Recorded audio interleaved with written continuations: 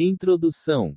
Sempre que ocorre um desastre de avião, uma das primeiras providências das equipes de socorro, ao chegar ao local, é resgatar a caixa preta da aeronave.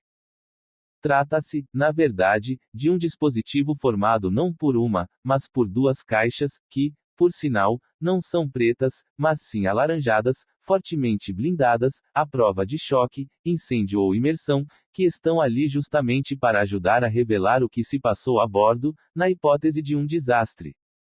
Uma dessas caixas é o CVR, iniciais de Cockpit Voice Recorder, gravador de vozes da cabine de comando, que registra as conversas dos tripulantes e outros sons emitidos no cockpit nos últimos 30 minutos de voo. A outra caixa é o FDR, Flight Data Recorder, gravador de parâmetros de voo, que registra dados importantes para a investigação de um acidente, tais como rumo, velocidade e altitude do avião nas últimas 25 horas. Além dessas informações técnicas, não raro a caixa preta revela o drama ocorrido na cabine nos segundos que precederam o choque. É comum um comandante deixar gravado apenas um lamento de agonia, meu Deus, antes de bater, ou comandar uma sequência de ordens desesperadas para o copiloto, do tipo, puxa, para cima, puxa, puxa, para cima. O relato que o leitor irá acompanhar nas páginas deste livro é uma espécie de caixa preta dos 3 voos aqui narrados, que resultaram em tragédia, desde o momento em que os aviões decolaram até o desfecho final. O assunto não me ocorreu por acaso, pois, desde pequeno, sou apaixonado pela aviação. Até hoje sou daqueles que, quando estou num avião de carreira, gosto de sentar numa poltrona de janela, de onde posso ver melhor a corrida de decolagem e a aproximação para o pouso. Durante a viagem, presto atenção às nuvens e à paisagem sob as asas. Sinto-me bem no burburinho dos aeroportos, principalmente quando há um restaurante envidraçado, dando para a pista. Escolho uma mesa bem localizada, peço um drink e fico vendo a movimentação dos aviões, saindo e chegando. Gosto do cheiro de querosene que exala dos jatos e, ainda mais, do silvo estridente de suas turbinas. Lembro-me bem de minha primeira viagem, aos 9 anos de idade, em 1949, quando, acompanhado de meus avós, voei do Rio de Janeiro para Goiás num bimotor a pistão Douglas DC-3 da Aerovias Brasil. Meu primeiro voo internacional aconteceu em dezembro de 1952. Eu tinha 12 anos e minha família se mudou para Londres. Mesmo passados quase 50 anos, recordo-me do avião, um quadrimotor Argonaut da Boeing, com capacidade para 40 e poucos passageiros, que me parecia gigantesco àquela época. De tão excitado, não consegui dormir durante o voo. Lembro-me, por exemplo, do pouso e da decolagem em Dakar. Lembro-me do deserto do Saara, cuja imensidão contemplei maravilhado da janela. Logo, não é de se estranhar que eu tenha tirado meu brevet de piloto pouco depois de haver completado 18 anos. Fiz o curso prático e teóricos e prestei exame no Aeroclube do Aeroporto Carlos Prates, em Belo Horizonte. Pilotei monomotores ao longo de 25 anos. Pratiquei, é verdade, apenas aviação esportiva, jamais tendo pilotado um avião de carreira. Me envolvi em 3 incidentes aéreos. Uma queda, numa movimentada avenida da Barra da Tijuca, no Rio de Janeiro, um pouso desastrado, também no Rio, um angustiante salto de paraquedas, em Lagoa Santa, Minas Gerais, no qual fiquei enganchado, durante longos segundos, pelas cordas de nylon, ao leme profundor de um teco-teco. Nada mais natural, portanto, que, ao escrever meu primeiro livro de não-ficção, elegesse a aviação como tema. Minha primeira decisão foi a de me ater a fatos ocorridos com aeronaves de empresas brasileiras. O segundo passo foi a escolha dos episódios. Optei por selecioná-los entre os que deixaram sobreviventes, gente que sobrou para contar a história. Foi assim que cheguei aos voos RG-820, que se incendiou nas imediações de Paris em 1973, VP-375, sequestrado em 1988 entre Belo Horizonte e Rio de Janeiro, e RG-254, que se perdeu na Amazônia em 1989. Escolhidos os voos, restava-me descobrir exatamente o que aconteceu em cada um deles. Essa tarefa me ocupou ao longo de quase 3 anos, trabalhando em tempo integral, no mínimo 8 horas por dia, 6 dias por semana. Meu ponto de partida foi ler o máximo possível de matérias publicadas na imprensa sobre os eventos escolhidos.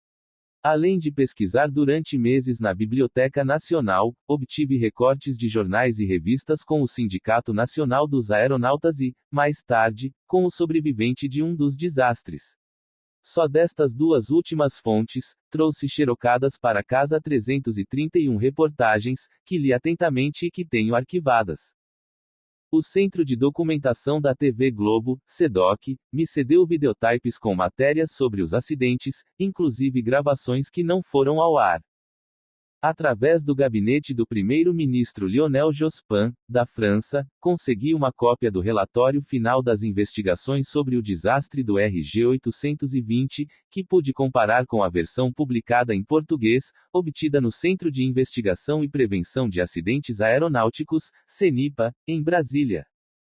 O Sindicato Nacional dos Aeronautas me enviou uma cópia do laudo oficial do acidente com o RG-254. Mais tarde, para entender melhor o que se passou naquele voo, transferi-me de armas e bagagens para o Tribunal Federal Regional da Primeira Região, em Brasília, onde examinei e copiei as quase 2.000 páginas do processo que trata do desastre, nas quais descobri a transcrição de todos os dados do CVR e do FDR daquele voo, inclusive os diálogos dos seus pilotos com outras aeronaves e com os órgãos de controle de voo.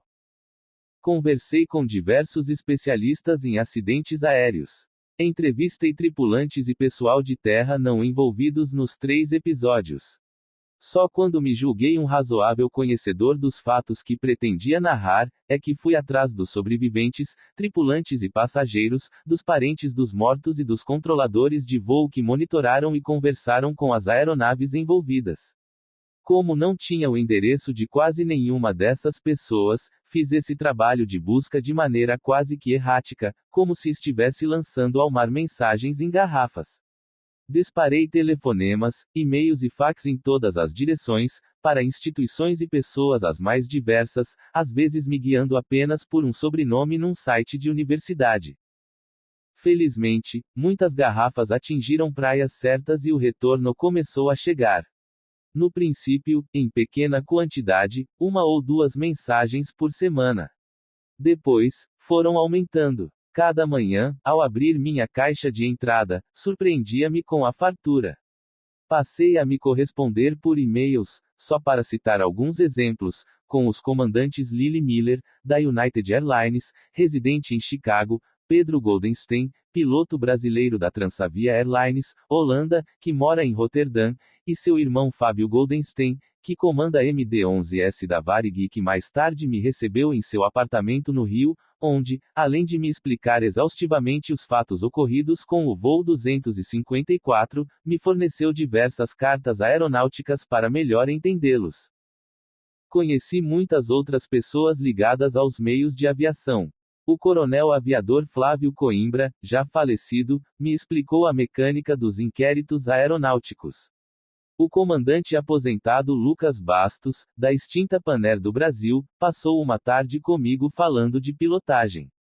O comandante José Caetano Lavorato, ex-piloto da Varig e ex-presidente do Sindicato dos Aeronautas, a quem visitei em seu escritório no ABC Paulista, fez uma veemente defesa do comandante César Garcês, do voo 254. Os comandantes Gelson Foquesato e Rubem Abrunhosa, que participaram do processo de localização do RG-254, me contaram como foi esse trabalho. O comissário aposentado João Zimmermann, da Varig, que se encontrava em Paris por ocasião do desastre com o RG-820, e foi designado pela empresa para assistir os colegas sobreviventes, me recebeu em sua casa em Cachoeiras de Macacu, Rio de Janeiro, onde me contou, e eu gravei, o teor das conversas que teve com cada um dos comissários do 820. Aos poucos, diversos tripulantes e passageiros dos 3 voos que selecionei para este livro começaram a surgir, às vezes numa dica de alguém ao telefone, em outras por intermédio de e-mails. Para minha sorte, consegui localizar, em Petrópolis, Rio de Janeiro, o comandante Fernando Murilo de Lima e Silva, do VP-375, que sentou-se comigo diversas vezes, reconstituindo, em depoimentos formais, gravados, cada minuto de seu voo. Outros sobreviventes surgiram como que por encanto. Surgiram dos pontos os mais diversos. Takayoshi Shiba, passageiro do VP-375, me enviou do Japão, pela internet, extenso depoimento sobre aquele voo. O mesmo episódio veio relatado da Alemanha por Karl Joseph Pieper, num texto em alemão que ele escrevera em 1988, logo após o evento, e que Isabel de Tisel, mulher de outro passageiro do 375, teve a bondade de traduzir para o português. Tendo lançado ao mar 154 garrafas, materializadas através de 96 e-mails, 42 fax e 16 cartas, recebi 97 respostas escritas, 73 e-mails, 13 fax e 11 cartas. Isso sem contar as centenas de telefonemas que dei, alguns verdadeiros tiros no escuro, como ligar para um curso de inglês em Imperatriz, no Maranhão, cujo telefone obtive ao acaso num site de busca, pesquisando a palavra Imperatriz, e perguntar à secretária que me atendeu se ela conhecia algum sobrevivente do RG 254. A moça em questão não só conhecia dois, como me passou os números de seus telefones. Gravei em fita, em loco e ao telefone, 18 depoimentos formais, examinei centenas de fotos, li cartas de uns sobreviventes para outros, conferi listas de passageiros, currículos de tripulantes, estudei configurações de assentos dos aviões, examinei cartas aeronáuticas, tracei rotas de voo, calculei o tempo das etapas, rodei para frente e para trás videotypes, li relatórios médicos e estudei laudos cadavéricos. Debrucei-me particularmente sobre perícias técnicas e provas judiciais. Corri em busca da exatidão. Nessas conversas e trocas de correspondência, descobri que, nos 3 episódios narrados neste livro, houve exemplos de heroísmo, medo, altruísmo, egoísmo, sangue frio e pânico. Descobri que um mesmo fato pode ser visto, e costuma ser narrado, de maneira diferente por cada um dos envolvidos, uns valorizando sua participação, outros confessando seus temores, revelando suas fraquezas. Descobri que, não raro, a versão oficial encobre culpas, torce os fatos. Durante os quase 3 anos em que trabalhei neste projeto, meu escritório transformou-se numa cabine de comando de um jato de passageiros, ora em chamas sobre Paris, ora com um louco armado a bordo, ora perdido, e com o combustível se esgotando, na escuridão da noite amazônica. Houve momentos em que me senti como se tivesse voltado ao passado e comprado passagens para os voos RG-820, VP-375 e RG-254, cujas histórias, e tragédias, o leitor conhecerá ao desvendar os segredos da caixa preta que se segue. Rio de Janeiro, setembro de 2000. Ivan Santana Rapina @wnetrj.com.br